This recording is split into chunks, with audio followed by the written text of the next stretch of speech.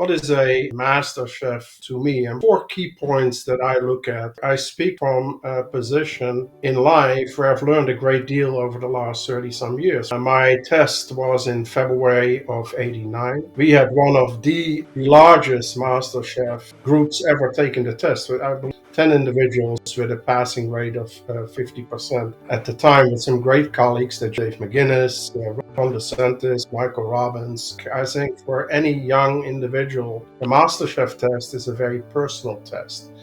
It is the culmination of somebody have a proven track record judged by their peers that he or she is really competent in the competencies that were laid out in the test, right? But a couple of characteristics I want to point out for those that are engaging with this. I think humility has to be a key characteristic for any culinary professional to go into this. The ability for him or her to have that sense of humility and knowing that there are other people out there that know what this takes. I felt it always important to surround myself with people that are better than I am. So that's number one.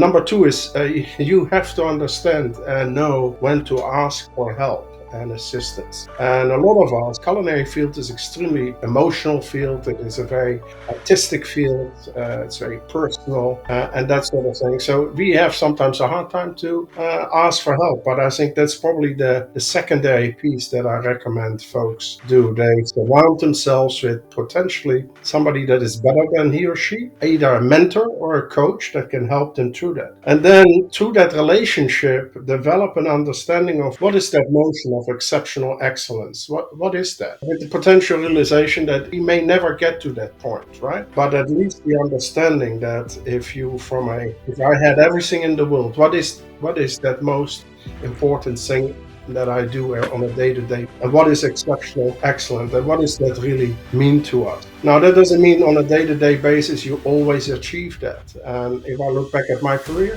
that is certainly the case, right? But to strive for being excellent in what it is that you do is really important. And we all go through these periods of chaos. And if you are able to explain to a young individual that is engaging in taking this test, that there will be chaos, developing your personal sense of resilience to adapt and change as you go through that process. Now that's easy said now, some 30 years later. I mean, 89 to 23, where are we now? But what a ride. I think what is so great about this group of us that have gone through this is the realization of those 4 points, right? That you need to have humility, you need to ask for assistance, that you develop that understanding. What is exceptional excellence? What does that mean? And that along the way, you have to adapt, and that doesn't mean you ever give up on your beliefs, your desire, that passion for food, constantly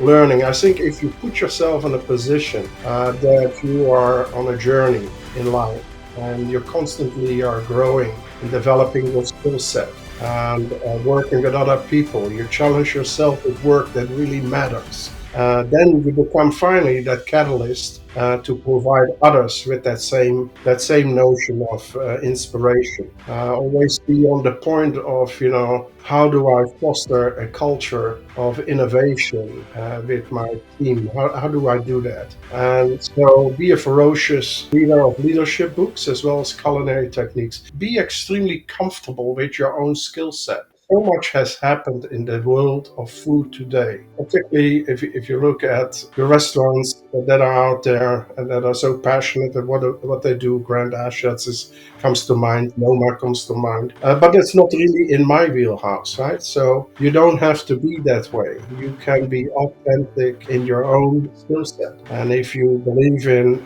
what are the fundamentals, what does that really mean to you? Are these standing the test of time? And if I look at how people go about their business today, I think that is really what. Constantly challenging yourself, number one, always stay up to trend, but that doesn't mean you have to be that person. Be true to yourself, comfortable in your own skill set, and go back to that sense of humility and being able at this stage, particularly this stage of a professional's career, you have to be part and parcel of how do I mentor, how do I inspire my team, how do I coach them, and you will see quite quickly how people fall and come to follow you behind that. So for me, a master chef is really about your something extremely personal, your ability to hone your craft to the best that you can, and allow that to be a lifelong learning experience.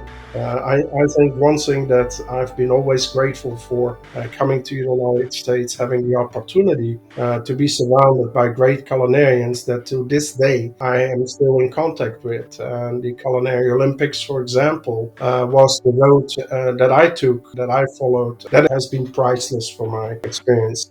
That is sort of how I see that master chef. And I think it's about achieving the best in your career track and never giving up on that learning and forever to be that student.